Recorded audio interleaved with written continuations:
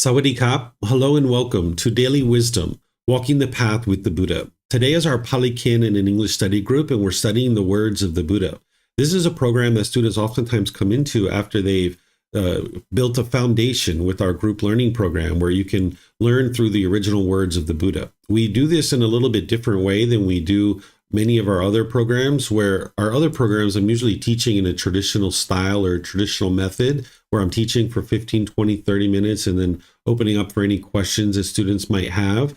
But then in this program, what we do is I invite students in Zoom to be able to read a chapter from our book, from our text, and then I will share some teachings on that, and then I'll open up to any and all questions that you guys might be interested to ask. You can ask questions through Facebook, YouTube, or Zoom by putting that in the comment section. Or in Zoom, you can electronically raise your hand, unmute your microphone, and ask any and all questions that you like. So is there anyone in Zoom who would like to volunteer to read this first chapter? Looks like Pat. Go ahead, sir. Chapter 41, Gifts of a Wholesome Person, Second Discourse. Monks, there are these 5 gifts of a wholesome person. What 5? He gives a gift out of confidence. He gives a gift respectfully. He gives a timely gift. He gives a gift unreservedly. He gives a gift without injuring himself or others.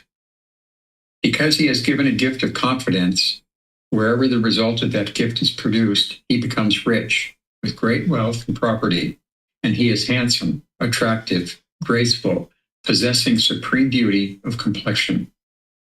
Because he has given a gift respectfully, wherever the result of that gift is produced, he becomes rich, with great wealth and property, and his sons and wives, slaves, servants, and workers are obedient, lend an ear, and apply their mind to understand. Because he has given a timely gift, wherever the result of that gift is produced, he becomes rich, with great wealth and property, and timely benefits come to him in abundance.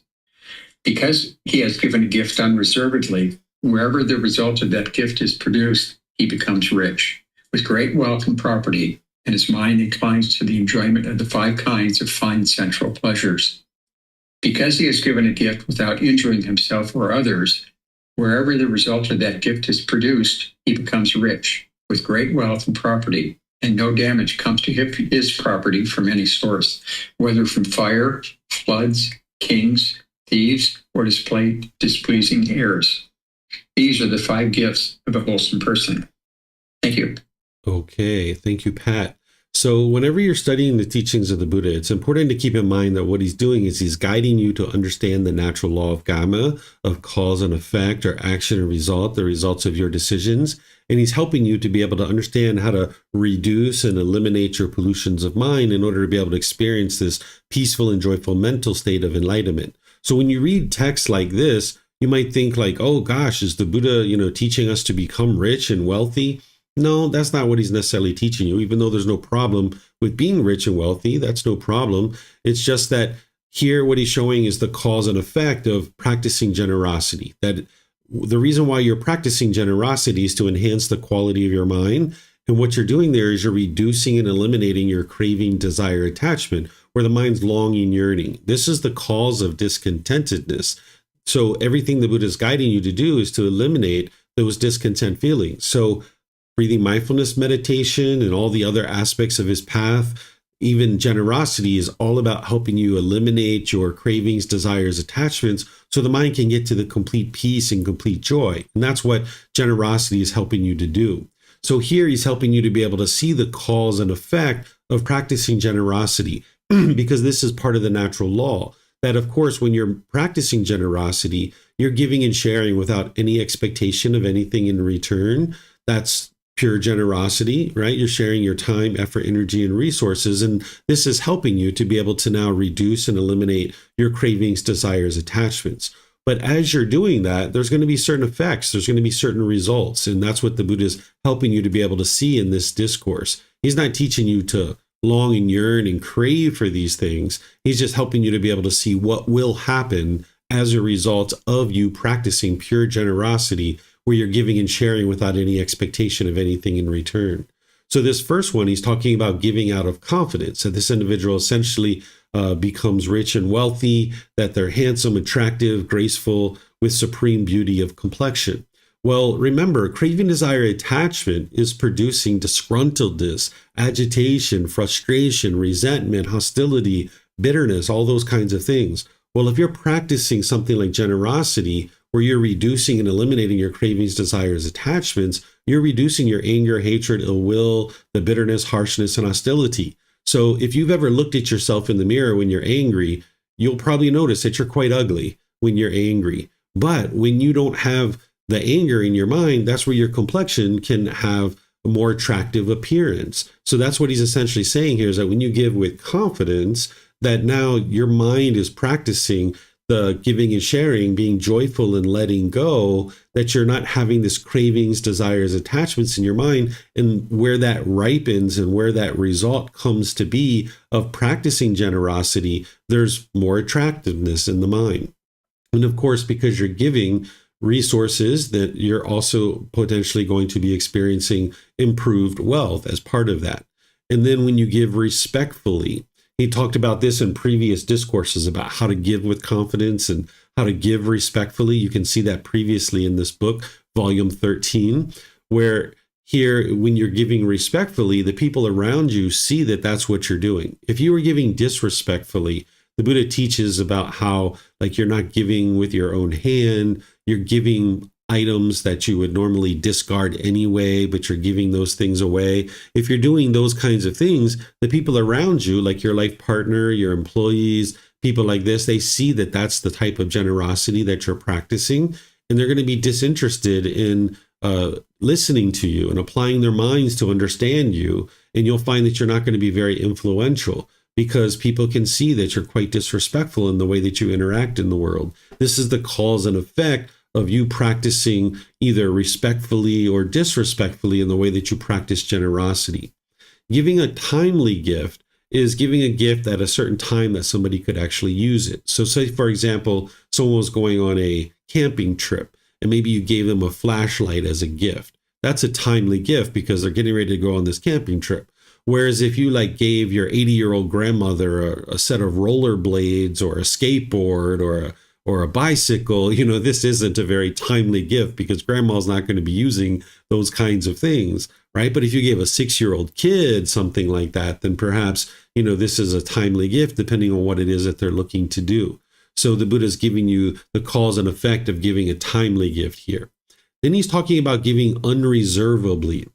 If you're giving unreservedly, that's giving without holding on to things. Because obviously, if you're going to be practicing any teachings from the Buddha, he's teaching you to practice with discernment, where you have wise decision making, including your generosity. Whereas if you were going to give excessively, you would be giving too much and you wouldn't have what you need to be able to sustain your life.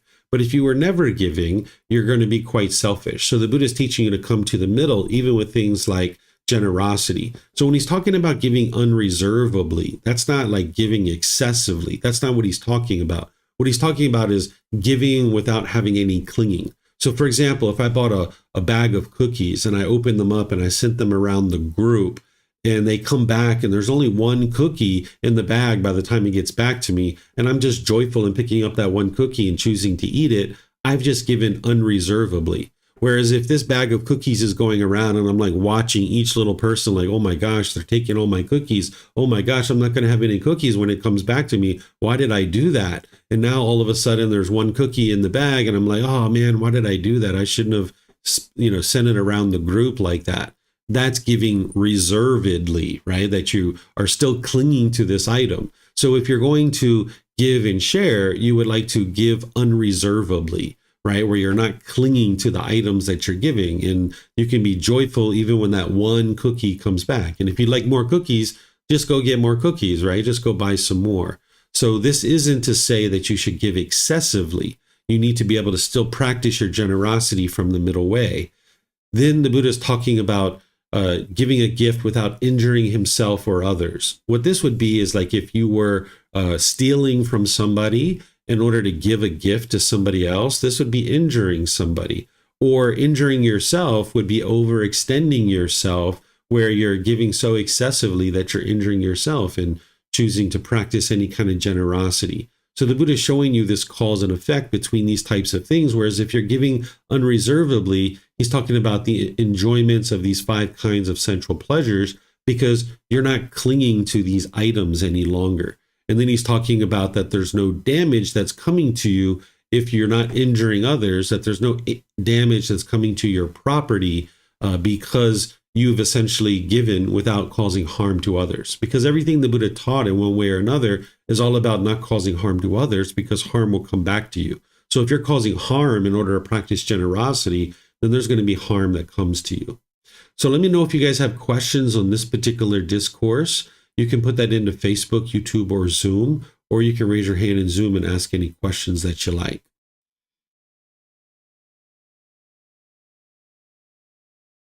All right, I'm not seeing any questions anywhere. So I'm going to move to the next chapter. Is there someone who would like to read this chapter, 42?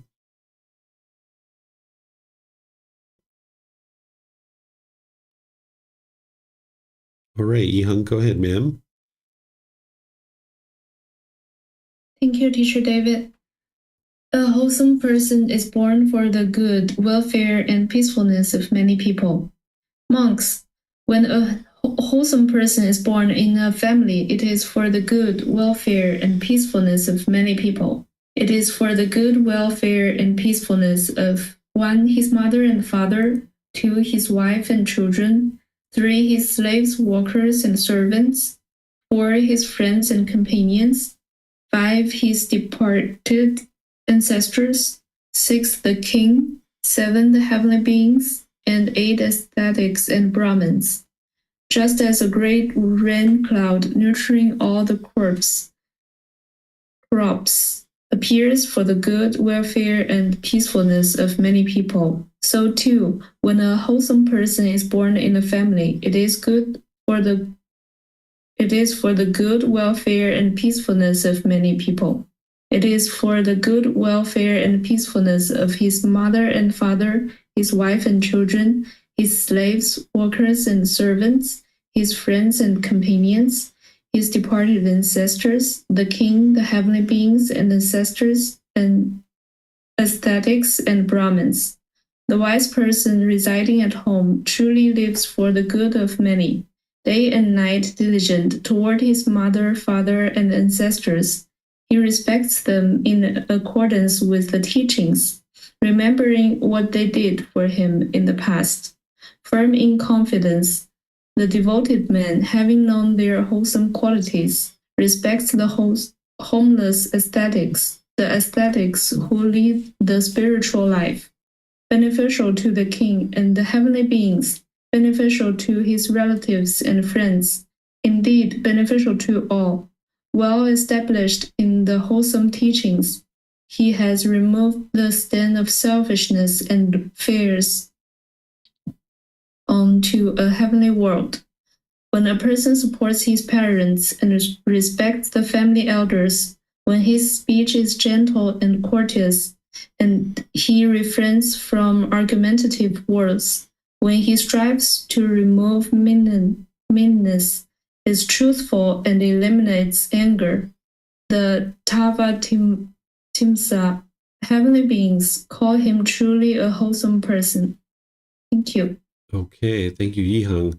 So you guys probably know, you've been studying with me long enough, that you've heard me at the end of classes say in some situations that learning and practicing the teachings of the Buddha is the very best thing you could do for yourself, those close to you, and all of humanity. Because there's a ripple effect that as you become more loving, more kind, more gentle, more of a wholesome individual who's choosing to practice wisely your decision making, that's going to ripple in the world and have a positive influence to the people around you and all of humanity. As well as if we did things unwise and unwholesome, that's going to have a ripple effect as well. So what the Buddha is talking about here is essentially that by someone being a wholesome person and choosing to be wholesome and making wise decisions, that this is for the benefit and welfare of many, many, many people. Because there's this ripple effect that if you were in the world making unwise decisions and causing harm, people need to deal with that harm. But if you're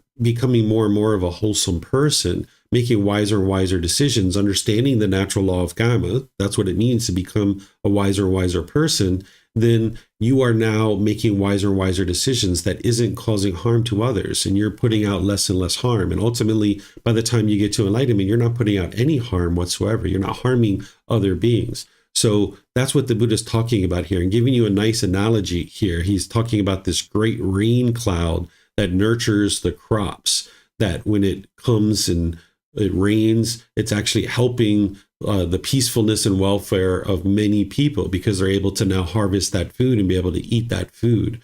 Well, it's the same thing for somebody who's treating people well, who's being wholesome, who's making wise decisions based on the natural laws. They're also experiencing the good welfare and peacefulness for the people around them, because they're now not causing harm. And now this is really wonderful for all the people around them. So learning and practicing to be able to train your mind, cultivate wisdom, not cause harm to the people around you, learning to be loving, kind, gentle, compassionate, all these things that you're learning from the Buddha.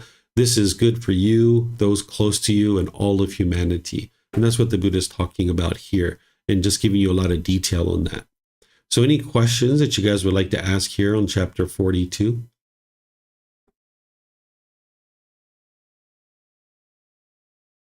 Okay, I don't see any questions. So let's go to chapter 43. Is there someone who would like to read this one?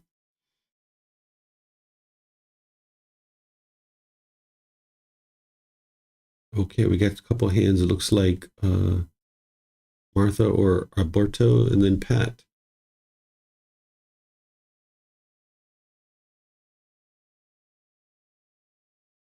There you go. Fragrance of wholesome people spreads against the wind. Here, Ananda, in whatever village of town, a man or a woman has gone for refuge to the Buddha, the teachings, the community. He or she is virtuous, practicing moral conduct, and of wholesome character, abstaining from the destruction of life, taking what is not given, sexual misconduct, false speech, and liquor, wine, and intoxicants, substances that cause heedlessness. The basis for heedlessness, and he or she resides at home with a mind free of the stain of selfishness, freely generous, open-handed, joyful in letting go, devoted to charity, joyful in giving and sharing. In such a case, ascetics and Brahmins in all quarters speak praise, saying, in such a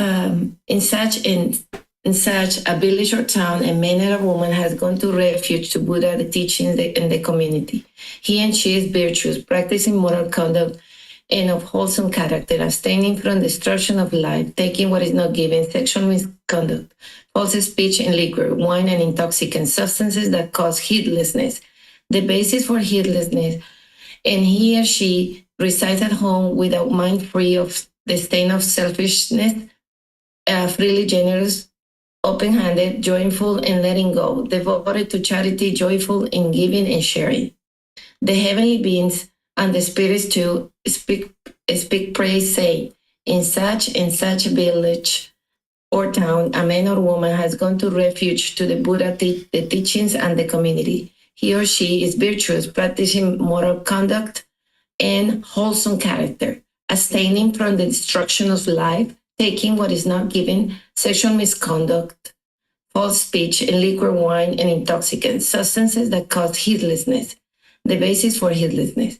And he or she resides at home with a mind free of stains of selfishness, free, generous, open-handed, joyful in letting go, devoted to charity, joyful in giving and sharing.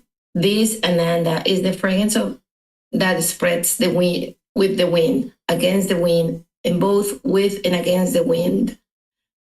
The fragrance of flowers does not spread against the wind, nor the fragrance of sandal, tagara, or jasmine.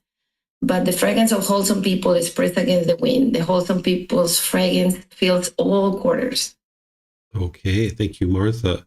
So here, the Buddha is talking about essentially how you build a wholesome reputation by practicing the teachings, right? By practicing good, wholesome moral conduct, people learn from you that you're not causing harm. And of course, that's not the reason why you're going out into the world, training your mind, cultivating this wisdom, choosing to practice this wisdom because you want other people to think of you in a certain way. That's not the goal, of course. But the Buddha is showing you this cause and effect.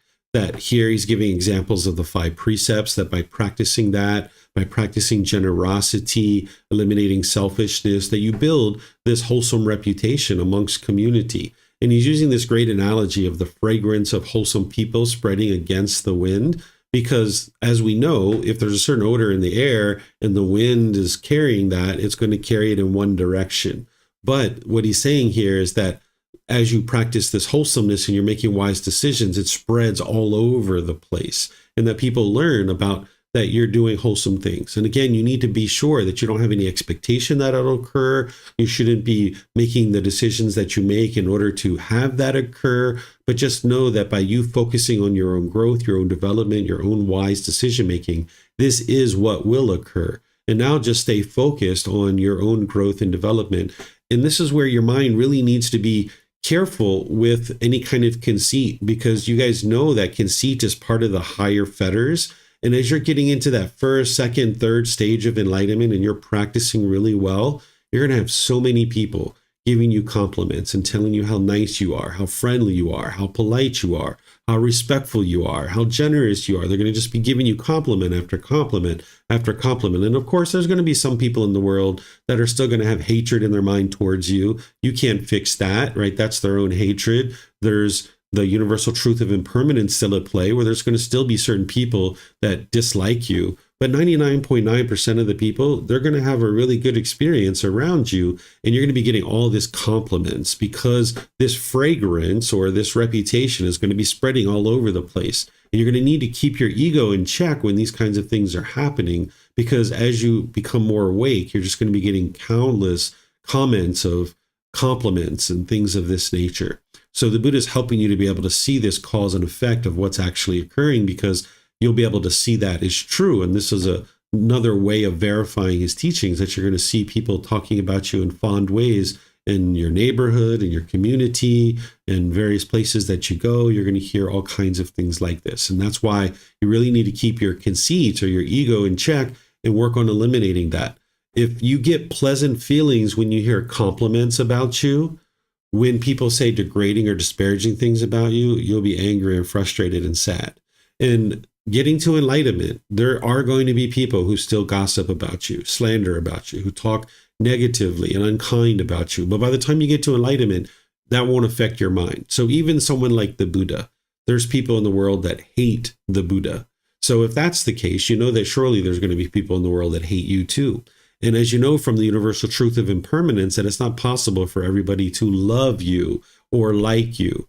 But you just understand that that's coming from their mind. It's not coming from your mind. It's becoming from their cravings, desires, their wants, their expectations. And if you meet those, they're happy and they like you. But if you don't meet their expectations, they dislike you and they're angry and they're frustrated and they might hate you, right? But just understand that that's coming from their mind, and you just choose to move away from that. So as you're hearing these compliments of people complimenting you, be sure you're not allowing your mind to get conditioned pleasant feelings, because otherwise when you experience the opposite of that, where people are degrading and disparaging, you're going to experience painful feelings. But this reputation, you're going to see that it's going to spread all throughout your community and the people that you spend time with, your family members, and all these kinds of things. And it's not going to be a one-day thing, a one-week thing, a one-month thing, but over multiple years of you practicing, you're going to be able to see that. So let me know what questions you guys have on this chapter. Remember, you can put that into Facebook, YouTube, or Zoom, or you can raise your hand in Zoom and ask any questions that you like. Okay, I don't see any questions. So we'll go to this next one. This is chapter 44 in volume 13. Would somebody like to read this one? Oh, I think Pat had volunteered. Yeah, there you go.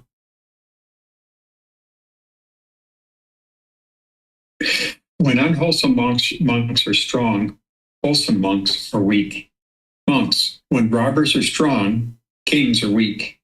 At that time, the king is not at ease when re-entering his capital, or when going out, or when touring the outlying provinces. At that time, Brahmins and householders, too, are not at ease when re-entering their towns and villages, or when going out, or when attending to work outside.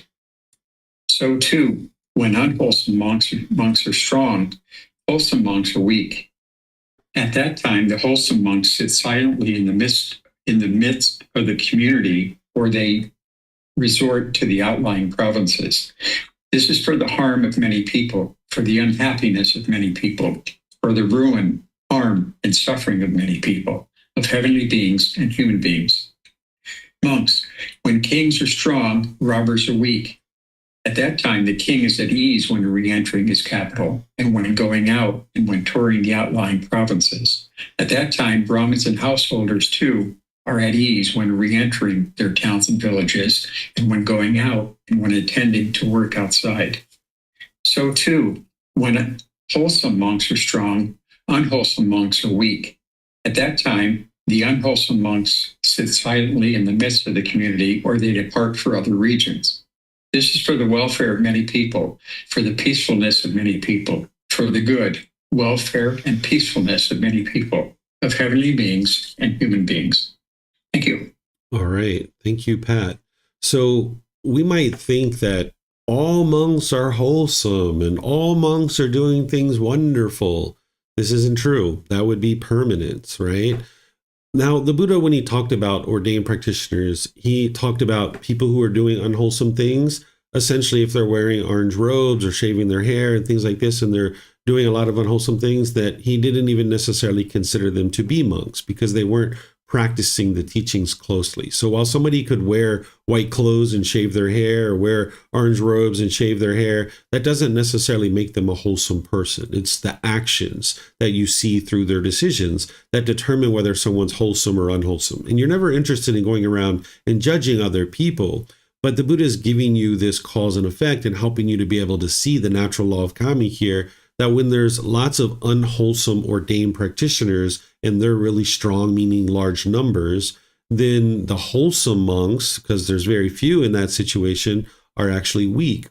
But conversely, when the wholesome monks are strong, meaning there's many of them, then the unwholesome ones are weak, meaning there's not many of them. And this is really wonderful for the welfare and peacefulness of many people, because that means the teachings can come into the world, be very vibrant, very shining in the world, so countless people can be able to learn and practice the teachings. So that's what the Buddha had, is he had a certain community where the people that were really close to him, that were learning closely, they were really strong and wholesome and understood the natural law of karma, making a lot of wise decisions. There wasn't a whole lot of unwholesomeness going on around the Buddha. Occasionally, there would be some monks that would break out in an argument or something like that, and the Buddha would just leave, right? He wouldn't spend time around that. So this is the way that a enlightened being navigates the world, that they're just not going to spend time around people who are bitter and harsh and hostile and aggressive, because they know that there's a whole bunch of unwise decisions that are being made or going to be made, and they're not interested in being anywhere around it. They'll just go away from it, right? So here the Buddha is using this great analogy of when kings are strong, robbers are weak, to be able to see the wholesomeness that can be generated through lots and lots and lots of people that are wholesome. So that's what a really vibrant community of practitioners, whether they're ordained or even like us, we have a large household community where if there's many wholesome people in our community, many wholesome practitioners that are practicing really well, as new practitioners come into our community, it's very easy for them to see the wise ways of conduct, the wise ways of the natural law of karma, because they're observing that not just from the teacher and the discourses and the books and the videos and podcasts and audiobooks and all these things, but they're learning from other members of the community. They can see how people are interacting in polite, kind, friendly, respectful ways. So as our community grows and becomes more and more voluminous with more people, we're becoming stronger because there's a lot more wholesome people around. And that way, the unwholesome people who might be part of our community, they will tend to kind of fluff off and kind of move off to the side, because there's all this wholesomeness coming into the community. And this is very wonderful for the good, welfare, and peacefulness of many people, because they'll be able to come into our community and be able to learn and grow and develop and make their way to enlightenment through training of their mind. So let me know what questions you guys have here on this chapter. This is chapter 44.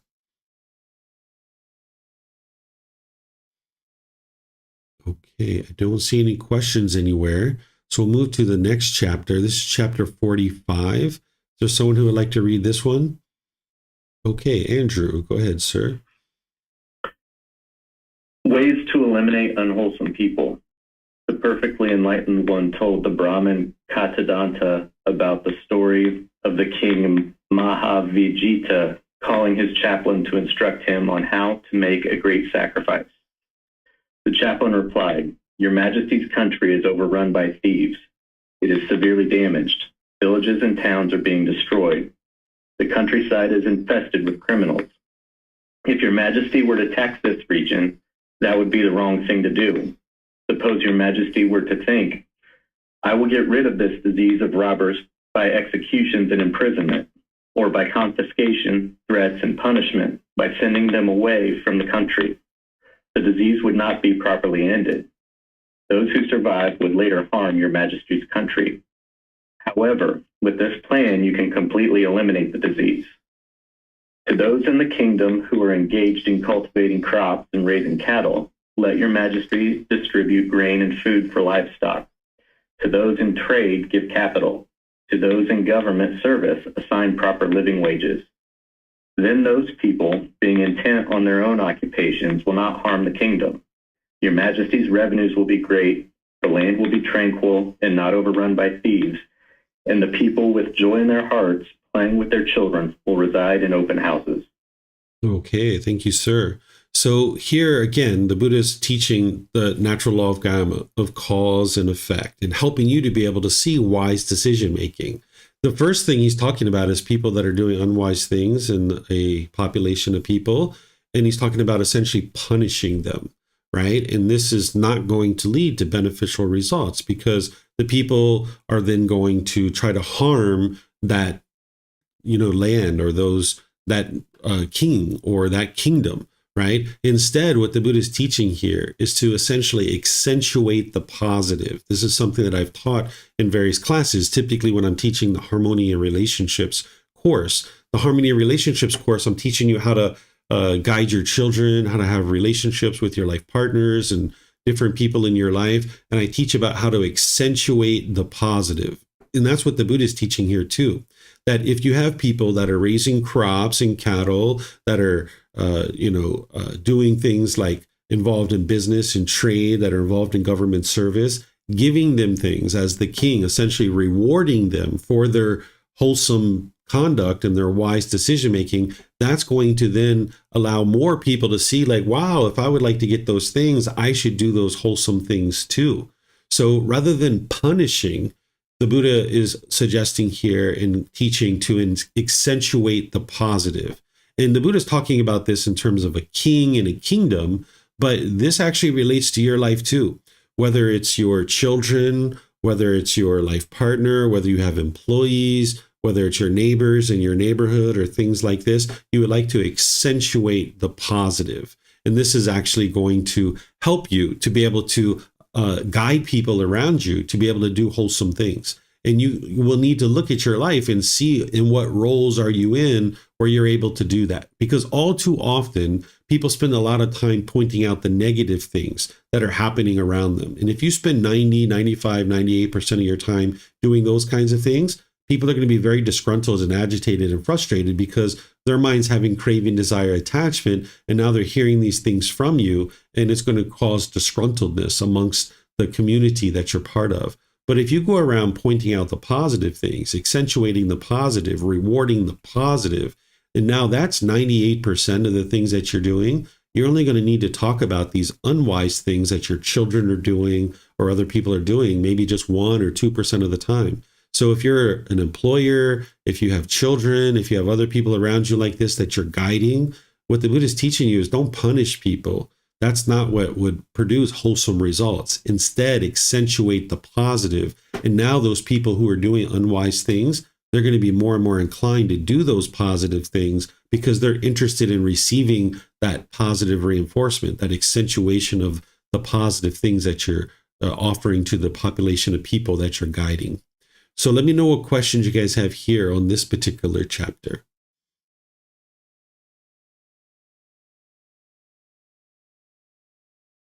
Okay, I don't see any questions anywhere. So let's go to chapter 46. Would someone like to read this one?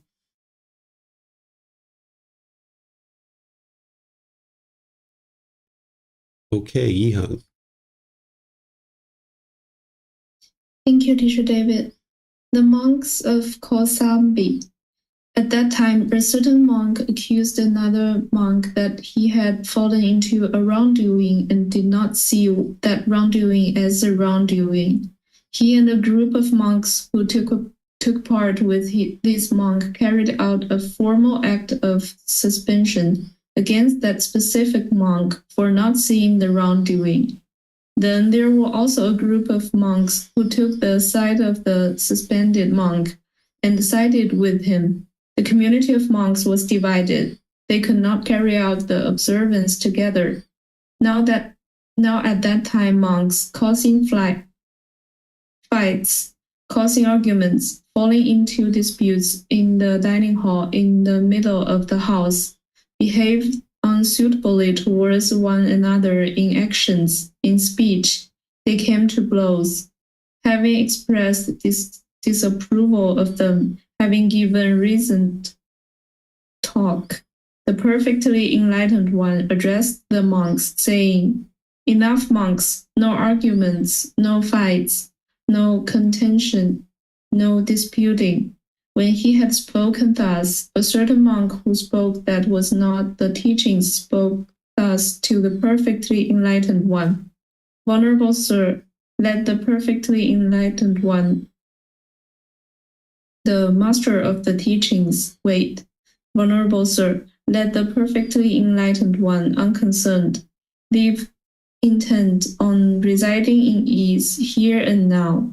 We will be held accountable for this argument, fight, contention, disputing." And the second time, the perfectly enlightened one spoke thus to these monks: "Enough, monks, no arguments, no fights, no contention, no disputing." And the second time, the monk who spoke that was not the teachings spoke thus to the perfectly enlightened one: "Venerable Sir, let the perfectly enlightened one, the master of the teachings, wait. Venerable Sir, let the perfectly enlightened one, unconcerned, live intent on residing in ease here and now. We will be held accountable for this argument, fight, contention, disputing." Then the perfectly enlightened one addressed the monks, setting Prince Dikavu's story as an example. Brahmadatta, the king of Kasi, had done him much mischief. He had killed the prince's parents. As Prince Dikavu had opportunity to show his anger by killing Brahmadatta, the king of Kasi, he thought of his father's last words: "Do not you, dear Dikavu, look far or close for Dikavu. Angry moods are not calmed by anger. Angry moods, dear Dikavu, are calmed by non-anger. Do not look far means do not bear anger long. Do not look close means do not hastily break with a friend." Thus, the life of Brahmadatta, the king of Kasi, was granted by Prince Dikavu. Then Brahmadatta, the king of Kasi, gave back the prince's troops and vehicles and territory and storehouses and barns of grain, and he gave him his daughter. Now, monks, if such is the patience and gentleness of kings who wield the scepter, who wield the sword, hearing monks, let your light shine forth so that you who have gone forth in these teachings and discipline, which are thus well taught, may be equally patient and gentle. But none of these monks listened to the perfectly enlightened one. Then the perfectly enlightened one, having dressed in the morning, taking his bowl and robe, entered Kosabi for alms food, having walked for alms food in Kosabi, bringing back his alms bowl after his meal, having packed away his lodging, taking his bowl and robe and standing in the midst of the community, he spoke these verses. When all together they shout out, none feels unwise. Though the community is divided, one might think otherwise. With wandering wisdom, the wise one understands all the field of talk. With mouths wide open to full extent, what leads them on they know not. They know in thought argue this, that man has abused me, has hurt, has defeated me, has me devastated. These angers not calmed. They who do not argue this, that man has abused me, has hurt, has defeated me, has me devastated. In them anger is calmed. No, not by anger are angry moods calmed, here and at any time, but by non-anger are they calmed. This is an ageless, endless natural law. People do not understand that here we are confused in life, in time, but they who hearing do understand, thereby their fights are calmed. Criminals who injure and kill, steal cattle, horses, and wealth, who plunder the countryside, for there is unity. Who should there not be for you?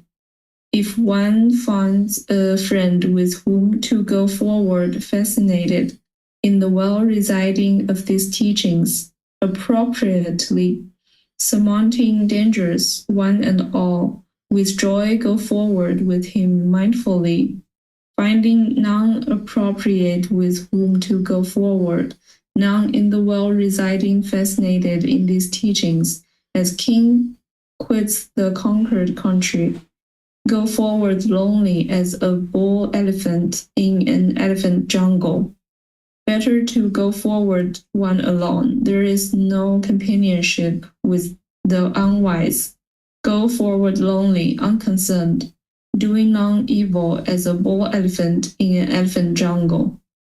Then the perfectly enlightened one, having spoken these verses, as he was standing in the midst of the community, approached Balakalonakara village and the eastern bamboo grove. Along the way he had met a few of his senior disciples.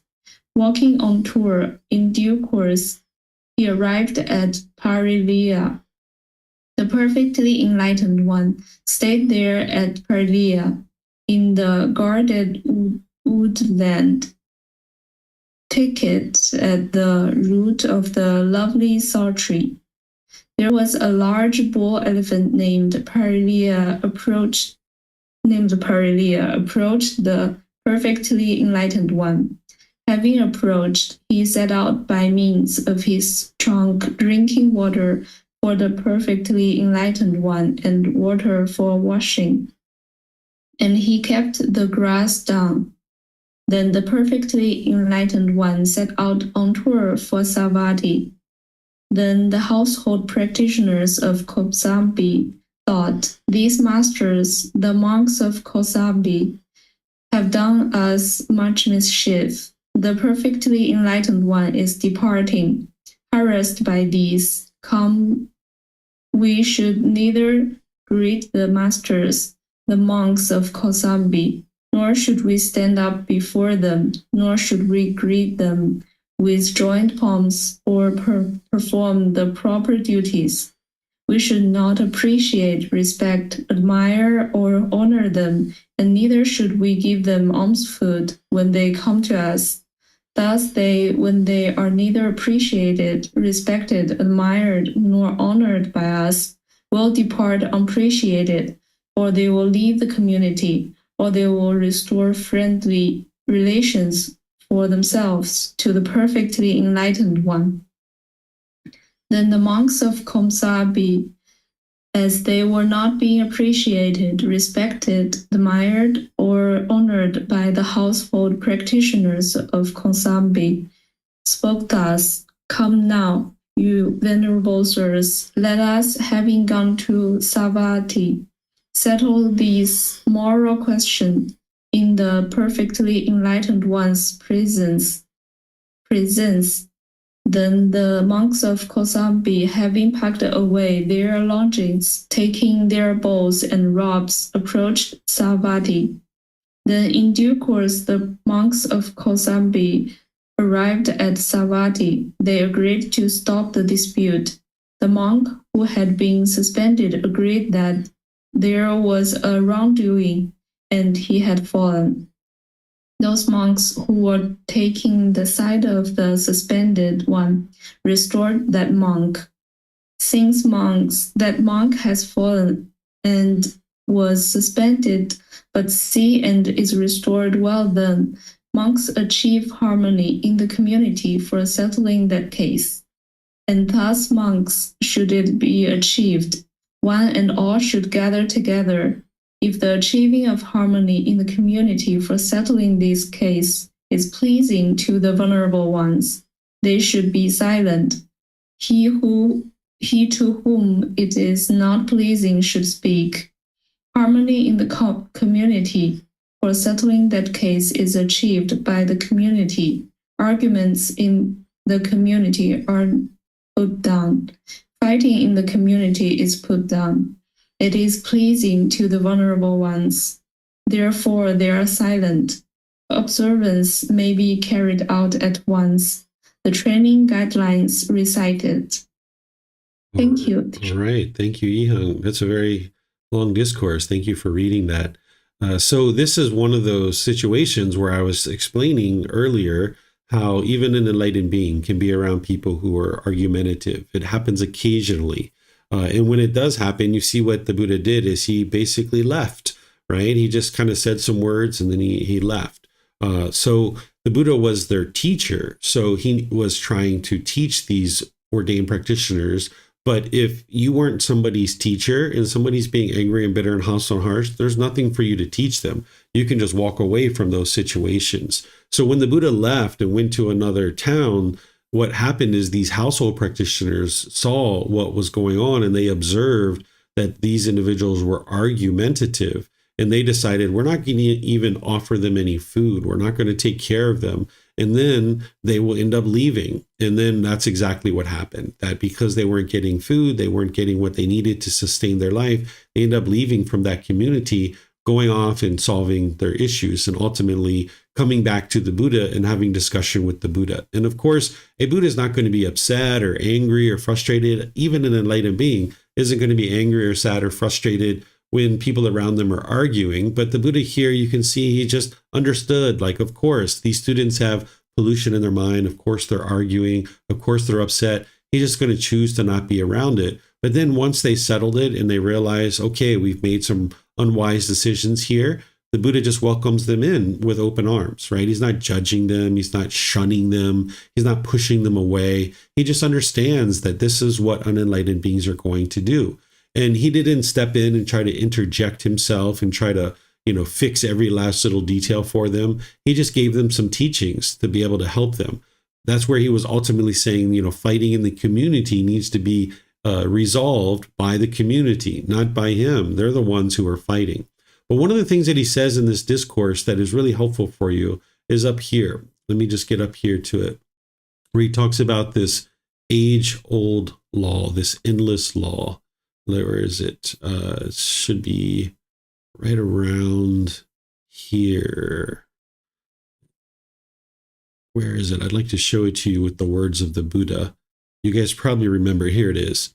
Okay. So he says, they who do not argue this, that man has abused me, has hurt me, has defeated me, has me devastated. In them, anger is calmed, right? So an individual who understands the natural laws and understands what the Buddha teaches, they would understand that it's not other people who are causing them to be angry. And that's why their anger would be calmed, right? So the Buddha is saying here, No, not by anger are angry moods calmed here and at any time, but by non-anger are they calmed. This is an ageless, endless natural law. So sometimes we think like maybe our life partner or our child or our boss or our coworker might be angry and bitter and hostile and harsh. And they might start venting that anger towards us. And you might think with a lack of wisdom that the way to handle that is to be angry and bitter and harsh and hostile back and be argumentative back. The Buddha is saying, no, that's not how you resolve anger. That's not how anger gets eliminated. It's not by anger that more anger is going to now eliminate that anger. It's by non-anger that is going to eliminate that anger. So if someone's being angry and bitter and harsh and hostile to you, don't be argumentative and angry back. Instead, be loving and kind. And sometimes one of the most loving and kind things you can do when someone's being angry and bitter and harsh and hostile is just calmly walk away, right? Understanding that they're causing their own anger and their mind has to let it go.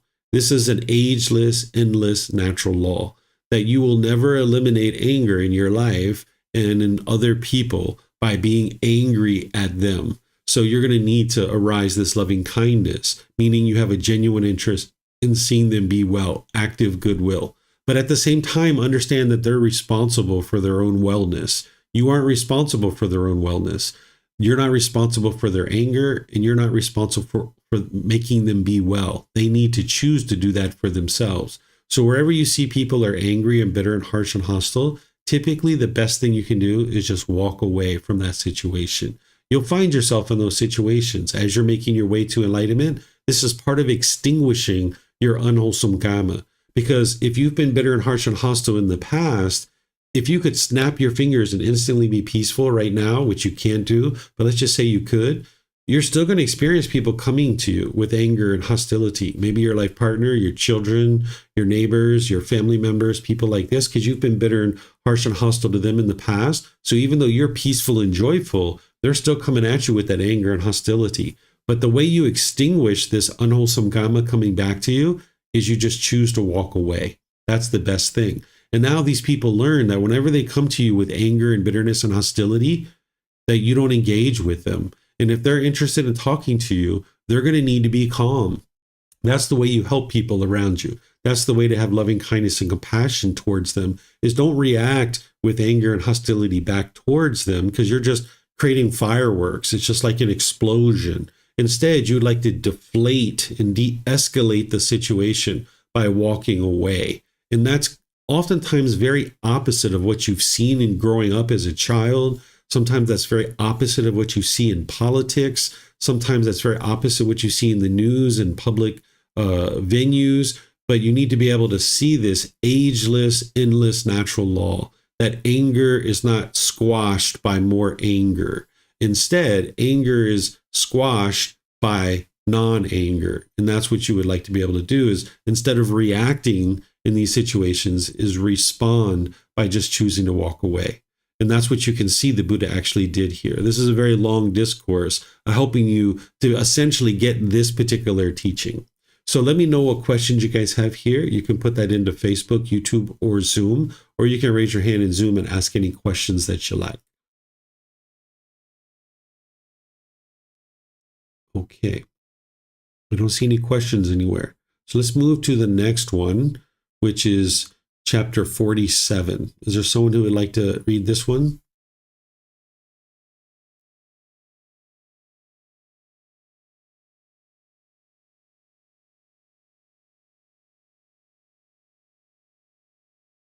Okay, it looks like Yihang and Pat. Well, it looks like Yihang's going to let you read it, Pat. Where should a gift be given? First discourse. Venerable Sir, where should a gift be given? Wherever one's mind is confidence, great king. But, Venerable Sir, where does what is given become of great fruit? This is one question, great king. Where should a gift be given? And this another. Where does what is given become of great fruit? What is given to one who is virtuous, practicing moral conduct, great king, is of great fruit. Not so what is given to an unwholesome person. Now then, great king. I will answer you about the same point. Answer as you see fit. What do you think, great king? Suppose you are at war and a battle is about to take place. Then a Katya youth would arrive, one who is untrained, unskillful, unpracticed, inexperienced, fearful, terrified, frightened, quick to flee. Would you employ that man? And would you have any use for such a man? Surely not, venerable sir. Then a Brahmin youth would arrive, a Vasa youth, a Sutta youth, who is untrained, unskillful, unpracticed, inexperienced, fearful, terrified, frightened, quick to flee. Would you employ that man? And would you have any use for such a man? Surely not, venerable sir. What do you think, great king?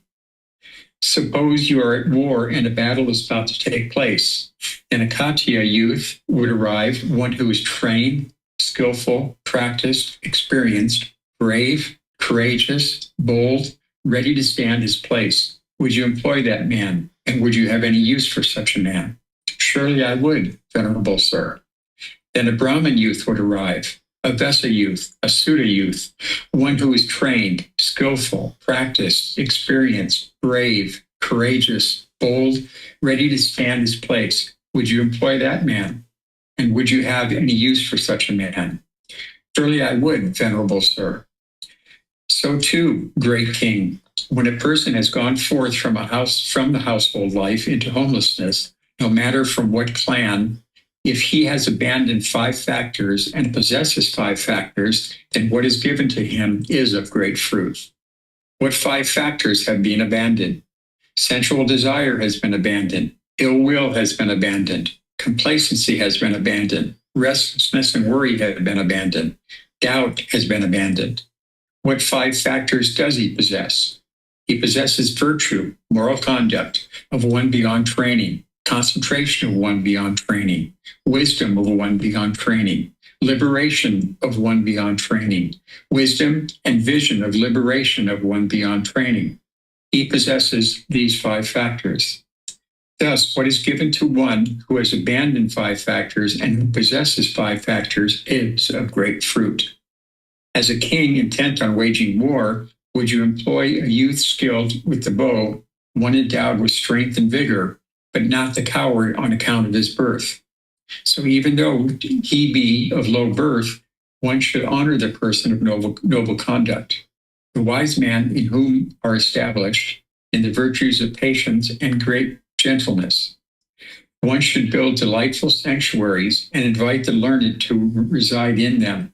One should build water tanks in the forest and causeways over rough terrain.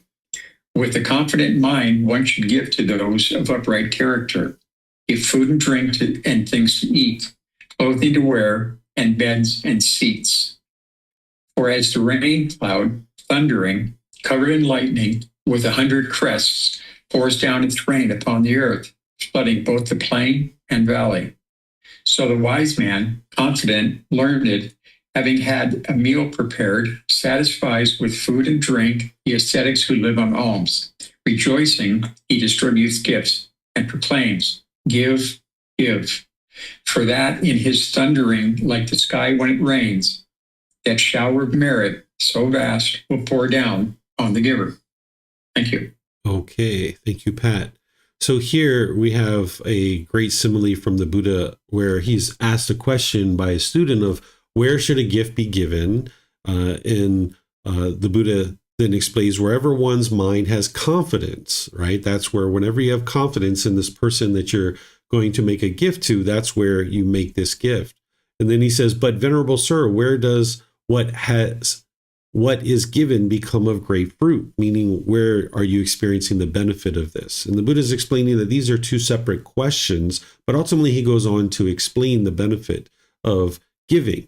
And ultimately, when he gets down here to the bottom, he talks about how giving basically will provide you these benefits, that there's the ability for you to now experience this merit, and that will pour down on the giver. This is the benefits of having given, that your mind is being trained to let go. You're eliminating craving, desire, attachment. We talk about that all the way through this entire book because that's what generosity is all about.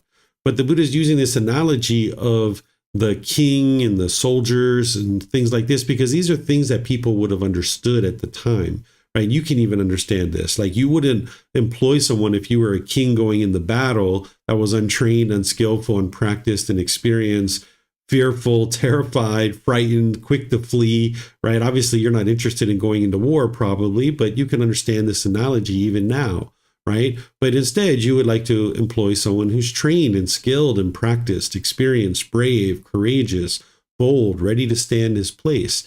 And the Buddha is essentially talking about the same thing about someone who's practicing the teachings, that once they've abandoned sensual desire, ill will, complacency, restlessness, and doubt, these are called the 5 hindrances, that this is an individual that is well making their way towards enlightenment. This is someone who would be wise for you to make an offering to. That if someone has abandoned sensual desire and ill will, that means that they're in at least the 3rd stage of enlightenment at that point. If they've abandoned complacency, they don't have restlessness and worry, and they don't have doubt anymore, right? We know that this individual is well on their way to enlightenment, if not already enlightened. And the Buddha is saying these are the types of individuals that you would like to actually practice your generosity with, because that allows the teachings to come into the world as you're supporting those types of people. And then he even talks about these next 5 factors of an individual who possesses virtuous moral conduct that's one beyond training, that this individual isn't doing anything unwise in terms of their moral conduct, that their mind is concentrated. That's because they've given up certain aspects of their practice in terms of they've eliminated the pollutions out of the mind. They've abandoned those. That's why there's concentration in the mind. And their concentration is beyond training. Same thing with their wisdom about the teachings, that it's beyond training, that they've already fully cultivated their wisdom. They've attained final knowledge, liberation of one beyond training. That means that they're actually enlightened, that their mind no longer experiences any discontent feelings. And then wisdom in vision of liberation of one beyond training. What that means is not only do they have the wisdom of what it takes to get to enlightenment, not only is their mind liberated and they're actually enlightened, no longer experiencing discontentedness, but they have the wisdom and ability to teach people how to actually get to liberation. So the Buddha is saying these are the types of people that you would like to actually support in your offerings to be able to acquire merit, because these are the types of individuals that can actually share the teachings with others. And these are the factors that you would like to look for. Someone who doesn't have sensual desire, ill will, complacency, restlessness, and worry or doubt. And then they have these practices as well of moral conduct. They have concentration. They have deep wisdom about the teachings. Their mind is liberated, and they have wisdom and vision of how to help others to get to liberation. This is what would allow the teachings to continue. Because if you can imagine, during the lifetime of the Buddha, there were multiple people that were apparently, on this path. They were dressed in orange robes, they were shaving their hair, but not all of them were practicing the teachings the same. And the Buddha was encouraging you that whenever you make offerings, that you're supporting ordained practitioners or teachers, you need to do this with discernment, not with judgment, not with looking down on people, but with discernment. And he's giving you the guidance of how to do that. Because if you just were at a point where you're just haphazardly making offerings to any old monk that you see, any old teacher that you see, you don't know the background of that person's practice. And now whatever support that you provide, it's actually going to whatever that person's involved in. So you would like to be sure that you're familiar with people, that before you're making an offering, that allows you to then practice discernment. And you can ensure that you're making offerings to people who are really practicing the teachings closely. And now the teachings can be propagated in the world, and more people can learn about the path to enlightenment. Whereas if you were just haphazardly making gifts to any old teacher, any old ordained practitioner, if this was happening in large numbers, more and more people would become complacent. Because if people realized, ordained practitioners or teachers realize, like, I can have any old type of moral conduct, I can have any old type of lack of training or wisdom, and people are still going to support me, people are still going to give me food and clothing, shelter, and medical care, that's going to breed complacency. among the ordained practitioners and among teachers, because they're not having to build up their practice in order to be able to acquire the necessities to sustain their life. It's going to breed complacency among this large population of people. And we might say that that's essentially what we're seeing in places even like here in Thailand, that we see 200,000, 300,000 ordained practitioners, but we see very few of them actually learning and practicing and developing on the path. And the cause of this is that Thai people are very dedicated, very determined, very committed, and they will go around and they will make offerings to pretty much any monk that they see. They don't necessarily spend time to get to know that person and to be able to observe their practice and to see if they're truly practicing the teachings or not. And if more and more people chose to use this discernment, then the people who are doing unwholesome things as ordained practitioners and teachers, they would fall away. And now more and more, because we're accentuating the positive and we're actually making offerings to people who are deeply practicing the teachings, more and more people would be practicing the teachings. And this is how you kind of, transform things on a larger schedule or a larger scale, but also on your own personal scale too. Like we were talking about previously in the previous discourse about accentuating the positive. That's the way to do that on an individual basis on your own family unit. But also if you had a large population of people like employees, but even like something like this, where we have a large population of ordained practitioners of 200,000, 300,000 people, if more and more Thai people and people that came to Thailand and supporting the ordained practitioners understood to make offerings to virtuous practitioners, and then they didn't make offerings to the practitioners who were unvirtuous, we would see more and more virtuous practitioners. They would be motivated to actually learn and practice the teachings because they're not going to get food, clothing, shelter, and medical care unless they're practicing the teachings closely. So you can understand this, like I mentioned, on a large scale, but you can also understand it on an individual scale too, even with a child or something like this, that you would like to accentuate the positive. And that's what the Buddha is talking about here, is making offerings to people who are well developed in their practice. That's accentuating the positive. Let me know what questions you guys have here on this chapter. You can put that into Facebook, YouTube, or in Zoom.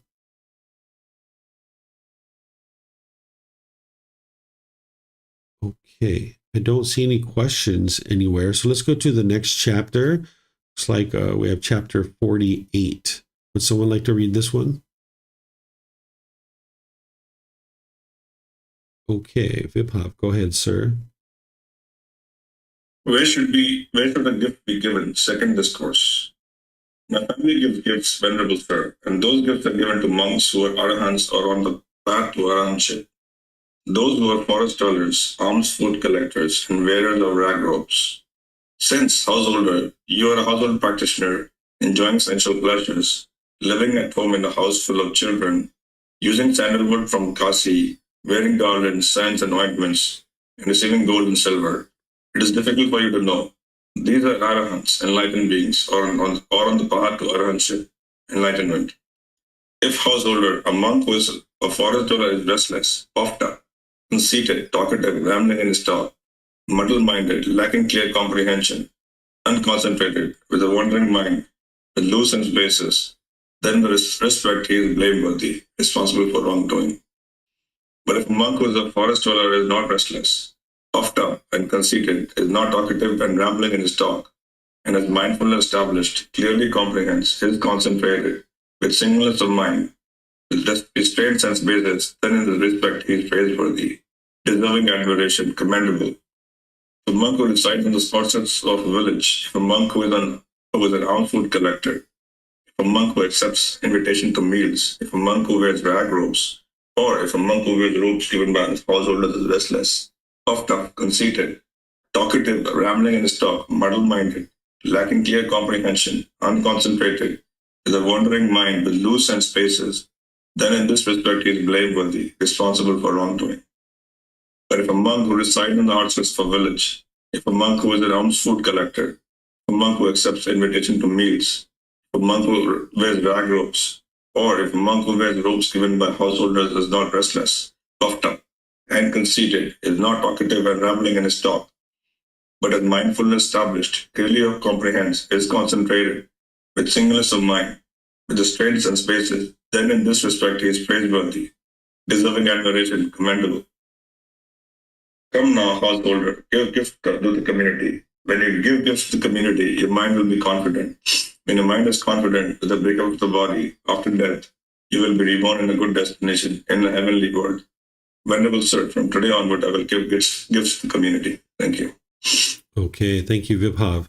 So while the Buddha is giving this guidance up here in this previous discourse, and he gives guidance in other discourses about how to give gifts to individuals who are well developed in their practice and so forth, he understands that as you're first getting on the path, you're not going to be able to necessarily understand how to determine if someone has eliminated sensual desire, ill will, complacency, restlessness, and worry, or doubt. You're not necessarily going to know that when you're first getting on the path.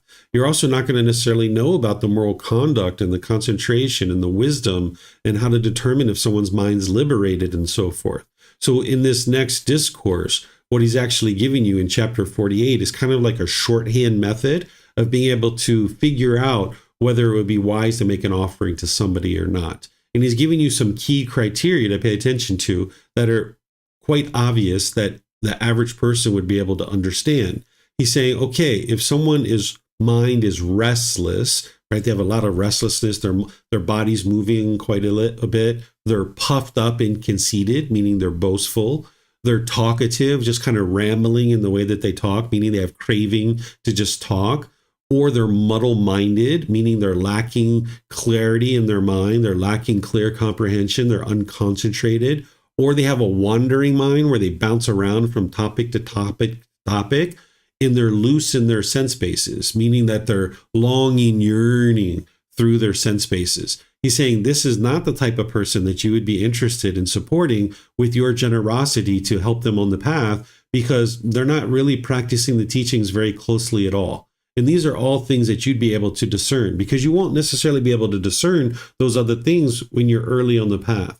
But conversely, if you're noticing a practitioner who's not restless or puffed up or conceited, who's not talkative and just rambling in their speech, but they have mindfulness well established, they're aware of their mind, they have clear comprehension, they're concentrated, they're having singleness of mind, and they're restrained in their sense bases. They're not just longing, yearning for so many things, right? In this respect, the Buddha is saying this person deserves admiration, is commendable because they're praiseworthy. And this is the type of person that you would actually like to be able to support. And this is like a shorthand method for you to be able to decide whether or not to make an offering to somebody. And that you can use this because the average person would be able to figure these types of things out. As you develop your understanding of the path more and the pollutions of mind, the 10 fetters, you'll be able to look at things in a lot more detail. But this is a way for you to be able to see it in kind of like a short way of kind of not having to go in so much detail to be able to understand the person's mind and all the different fetters and so forth. So this is helpful when somebody's first getting started on the path, maybe for the first few years, because you're going to need to practice generosity. From the very beginning of the path, it would be wise to be practicing generosity. It's not like you're going to study the path for 2 or 3 or 4 years and then start practicing generosity. You would like to be practicing generosity right up front. A lot of times people put a lot of emphasis on meditation and how important that is. And yeah, meditation is important, but you need generosity too, like right along with your meditation and your right speech, right action, right livelihood, and all these other teachings. You'd like to be practicing generosity with the people around you as well. That's going to help train your mind to eliminate its cravings, desires, attachments. So in terms of producing merit and making offerings to ordained practitioners or teachers, this is what the Buddha is talking about here, and the things to be able to look at in a shorthand way. And it might take you 2 or 3 or 4 years to be able to understand how to look at someone's mind in detail. But this is going to help you up to that point because you're going to need to practice generosity even from the beginning of the path. You'd be wise to do so. So let me know what questions you guys have here on chapter 48.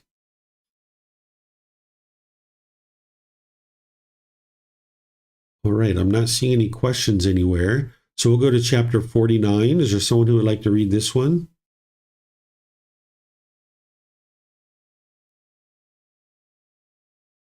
Okay, looks like Pat. Go ahead, sir. Do not prevent another from giving. Vacha.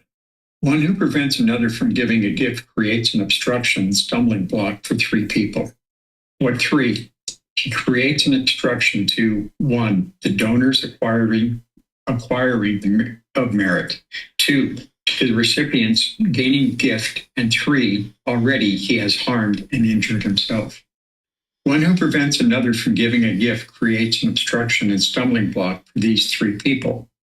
But Vasha, I say that one acquires merit even if one throws away dishwashing water in a refuse dump or cesspit with the thought, may the living beings here sustain themselves with this.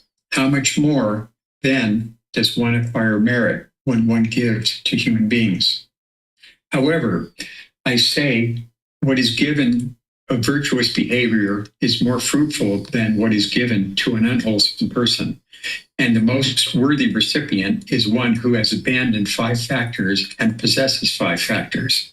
What 5 factors has he abandoned? 1, sensual desire. 2, ill will. 3, complacency. 4, restlessness and worry. And 5, doubt. These are the 5 factors that he has abandoned. And what 5 factors does he possess? 1, the virtuous behavior. 2, concentration. 3, wisdom. 4, liberation. And 5, wisdom and vision of liberation of one beyond training. These are the 5 factors that he possesses. It is in such a way, I say, that what is given to one who has abandoned 5 factors and possesses 5 factors is very fruitful. Thank you. Okay, thank you, Pat. So this last part that Pat just read, this is essentially what we were studying previously in the previous discourse, that the Buddha is suggesting to you to look for individuals that you're going to practice generosity with to produce merit that have abandoned the 5 hindrances of sensual desire, ill will, complacency, restlessness, and worry and doubt, and they possess the factors of virtuous behavior, concentration, wisdom, that their mind's liberated, and they have wisdom and vision of liberation beyond training, because this is going to help ensure the teachings continue. Because essentially what he's talking about here is someone who's actually enlightened, right? But then at the first part of this is something that you haven't seen yet, where he's talking about not blocking somebody else from giving a gift. If you notice that somebody else is giving a gift, if you stop them from giving this gift, it's actually causing harm to 3 individuals. That the donor, they would be able to acquire merit, meaning it's enhancing the quality of their mind. The recipient, who they were going to give that gift to, that you've harmed that individual. And you've also harmed and injured your own mind, because in this situation, you're having a craving. You're putting expectations on other people and trying to control other people and what they decide. So you're not interested in preventing somebody else from giving a gift, because this would be an obstruction and a stumbling block, because all of these individuals are now getting affected by this decision. So the Buddha is then going on to say that even if you give a gift to an unwholesome person, there is some benefit there, because it's helping you to enhance the quality of your mind by practicing generosity. But there's this increased level of benefit when you give to a wholesome person. And that's what you would like to look out for. Because if you were giving gifts to a teacher or Dhamma practitioners who are into drugs and alcohol, gambling, indulging in their own pleasures and sensual desires and things like this, then you're going to be supporting those kinds of things. You're not interested in doing that. You would like to be able to support individuals who are actively sharing the teachings, because that individual would be using some of those offerings to be able to support their own life, but then they would be giving back to the community in terms of way of sharing wisdom and building up the community. So that's what you should be seeing in anybody that you're supporting. And the Buddha is giving you some guidance on that, just like he did previously. But the thing here is he's helping you to make sure that you don't prevent other people from giving if you see another person giving, because that would be your own craving, desire, attachment, your own expectations, trying to control what this other person chooses to do. And it's harming all of these 3 individuals. So let me know what questions you guys have here. Looks like Vibhav has a question. Go ahead, sir. Thank you, David. I had a question on the 5 hindrances. They seem to have been used here, like in the generosity, I guess, pretty extensively here. And also, I believe when talking about the jhanas. So I'm just wondering, Is there any specific reason that he's talked about the 5 hindrances here and not other things in both these cases? It doesn't seem to be in other places very extensively used. Yeah, he's just helping you to be able to see 5 things to look at that this individual would abandon. Because if an individual has abandoned these things, they're either in the 3rd stage of enlightenment or maybe even enlightened themselves. And those are people that are practicing the teachings very closely. So these are good indications that someone is well on their way to enlightenment. That's why he's sharing these things here. Thank you. Mm-hmm. Okay. Let's see if we have any other questions anywhere. Okay, I don't see anything. So let's go to the last chapter for today. This is chapter 50. Would someone like to read this? Oh, it looks like Vipad would like to read another one. Go ahead, sir. A good and bad field. Monks, a seed sown in a field that possesses 8 factors does not bring forth abundant fruits. Its fruits are not delicious and it does not yield a profit. What 8 factors? Here, the fields are mounds and ditches. 2, it contains stones and gravel. 3, it is salty. 4, it is not deeply furrowed. 5, it does not have inlets for the water to enter. 6, it does not have outlets for excess water to flow out. 7, it does not have irrigation channels. And 8, it does not have boundaries. A seed sown in a field that possesses these 8 factors does not bring forth abundant fruits. Its fruits are not delicious, and it does not yield a profit. So too monks, a gift given to ascetics and Brahmins who possess 8 factors is not of great fruit and benefit, and it is not very brilliant or widespread. What 8 factors? Here, the ascetics and Brahmins are of wrong view, wrong intention, wrong speech, wrong action, wrong livelihood, wrong effort, wrong mindfulness, and wrong concentration. A gift given to ascetics and Brahmins who possess these 8 factors is not of great fruit and benefit, and it is not very brilliant or widespread. Monks, a seed sown in a field that possesses 8 factors bring forth abundant fruits. Its fruits are delicious, and it yields a profit. What 8 factors? Here, 1, the field does not have mounds and ditches. 2, it does not contain stones and gravel. 3, it is not salty. 4, it is deeply furrowed. 5, it has inlets for the water to enter. 6, it has outlets for excess water to flow out. 7, it has irrigation channels. And 8, it has boundaries. A seed sown in this field, in a field that possesses these 8 factors, brings forth abundant fruits. Its fruits are delicious, and it yields a profit. So too monks, a gift given to ascetics and Brahmins who possess 8 factors of great fruit and benefit, is of great fruit and benefit, and it is extraordinarily brilliant and widespread. What 8 factors? Here, the ascetics and Brahmins are of right view, right intention, right speech, right action, right livelihood, right effort, right mindfulness, and right concentration. The gift given to ascetics and Brahmins who possess these 8 factors is of great fruit and benefit, and it is extraordinarily brilliant and widespread. Thank you. Okay, thank you, Vipad. So this is another way to look at how to practice generosity with ordained practitioners and teachers. Previously, the Buddha was using the 5 hindrances and other criteria. Here, he's using the criteria of the Eightfold Path, because maybe you understand one teaching, but you don't understand the other yet. Maybe you already understand the Eightfold Path, but you don't understand the 5 hindrances, or you don't understand some of the other things he was teaching. So he's helping you to look at this from different angles and different perspectives. So if you understand the Eightfold Path and you see someone who's practicing wrong view, wrong intention, wrong speech, wrong action, wrong livelihood, wrong effort, wrong mindfulness, and wrong concentration, then you know it wouldn't be wise for you to be able to make an offering to those types of individuals, because they're not practicing the teachings very closely. Right. So sometimes I've been to places where I've been to temples, and I'll be walking through the temple and I'll see a monk smoking a cigarette and kicking dogs and using profanity towards other ordained practitioners and stuff like that. That's not the kind of individual that you'd be interested in supporting. It's not going to produce beneficial results for you, because they're not practicing even the Eightfold Path, because you need to practice the Eightfold Path just to get to the jhanas, right? So if someone's not practicing the Eightfold Path, they're not even in the jhanas yet. So they haven't really understood the Eightfold Path. So it would be unwise to support someone who's not practicing the Eightfold Path.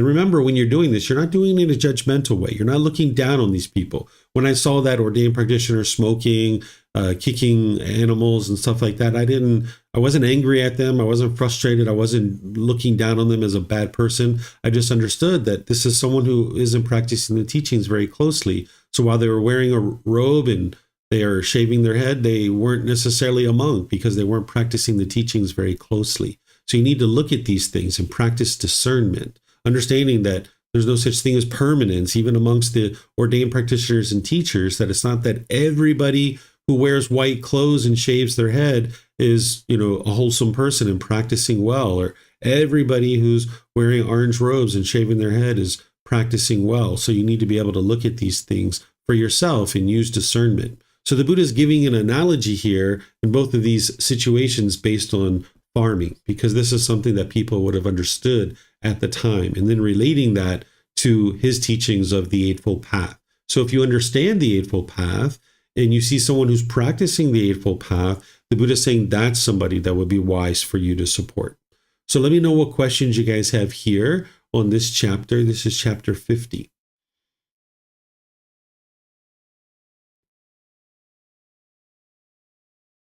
Okay, I don't see any questions anywhere. So I'm going to end class just by thanking all of you guys for joining. Thank you for your interest to learn and grow and develop on the path.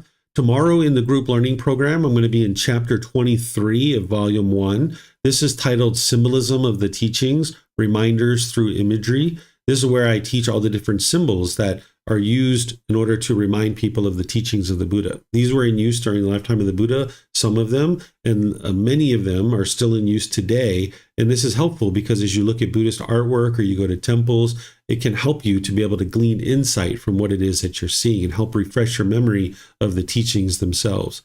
Next week, we're going to be in the next 10 chapters in the Pali Canon and English Study Group, which is chapters 51 through 60. So feel free to read those either before or after class, because as you guys know, you have words from me and you have the words of the Buddha as well. So both of these things together, you're going to be able to then grow and develop on the path, where I don't teach everything that I write about in the books. So by you reading the words of the Buddha and reading what I share, then you'll be able to understand more fully what the teachings are, implementing them into your life and experiencing the improvement of journeying forward on the path to enlightenment. And if you guys would like to attend any of the other events that we have, you're more than welcome to see our website at buddhadailywisdom.com. You'll be able to see our events calendar and all the different things that we have available that are coming up. So thank you guys for reading. Thank you for your questions. Thanks for even just participating and being in class. Perhaps we'll see you guys in a future class. Be well and take care. Sawadee ka.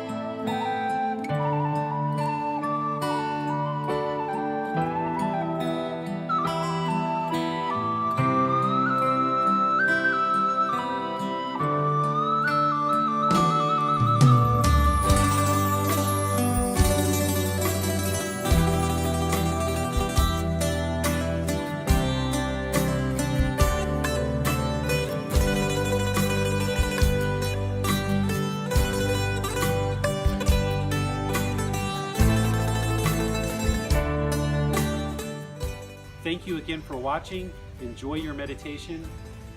Look forward to seeing you online and answering any questions that you might have. Thank you so much.